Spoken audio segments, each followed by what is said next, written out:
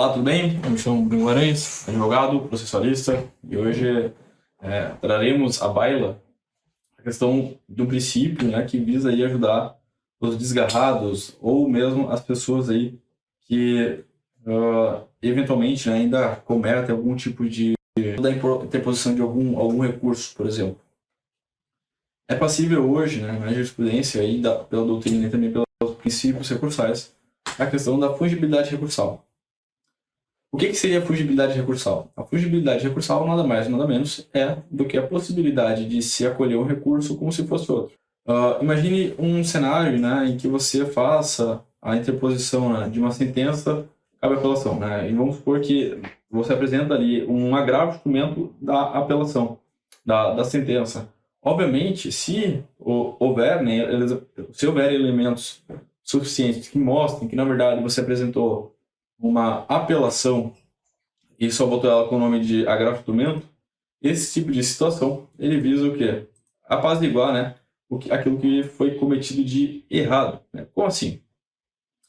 Ora, é um erro justificável? De certa forma mas em que pese a questão da sentença, né, ser recorrível somente por uma apelação e a pessoa interpõe, né, um recurso de agravo instrumento, eu acredito que, né, o princípio da fungibilidade recursal, venha para, né, afastar o formalismo jurídico. Está evidente que aquilo ali é uma apelação que foi interposta, né, contra uma sentença, todavia, né, houve eventualmente um erro material ali na hora de digitar, uma confusão de nomes, e isso resultou, né, numa nomenclatura equivocada.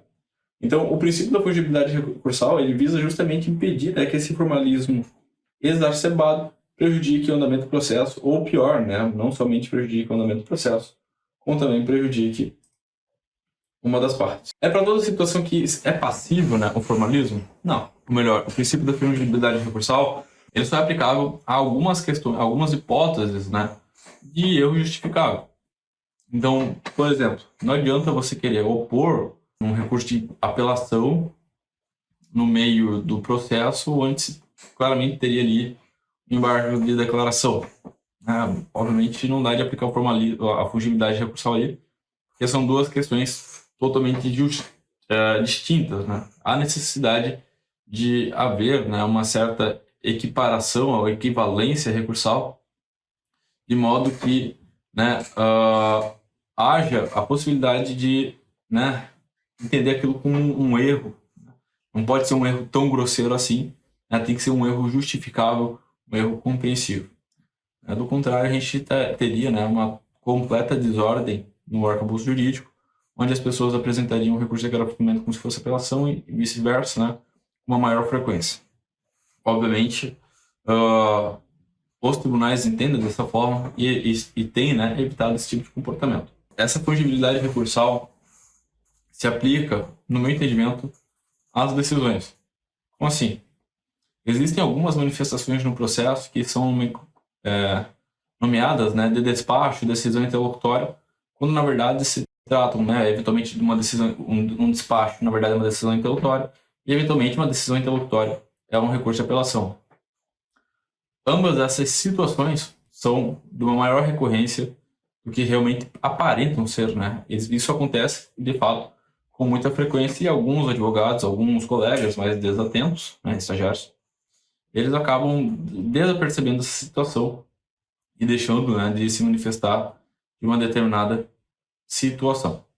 Então vejamos o seguinte: de um lado nós temos a fungibilidade recursal e do outro a gente tem aquilo que a gente chama de fungibilidade das decisões. Né? Obviamente é um erro justificável, é um erro que gera uma certa dúvida sobre aquilo que deveria ser, não é um erro tão grosseiro assim, e diante do arcabouço processual, né, diante daquela situação processual em específico, análise daquele caso específico, seria, né, possível concluir que aquilo ali se trata de um recurso, na verdade, de apelação, ao invés de um recurso de agravamento, por exemplo, ou que aquilo ali não se trata de um mero despacho, mas sim contém, né, desse conteúdo decisório. Então, o princípio da fungibilidade recursal, na minha visão, está atrelado aí à possibilidade de substituir um recurso por outro, desde que não seja um erro grosseiro e seja justificável, né, a sua, vamos dizer assim, a sua troca, né? Por exemplo, um erro que uma questão que eu reputo justificável seria trocar um nome por outro. Então a gente fica por aqui, a gente se vê no próximo episódio e provavelmente trataremos, né, sobre o princípio da dialeticidade recursal.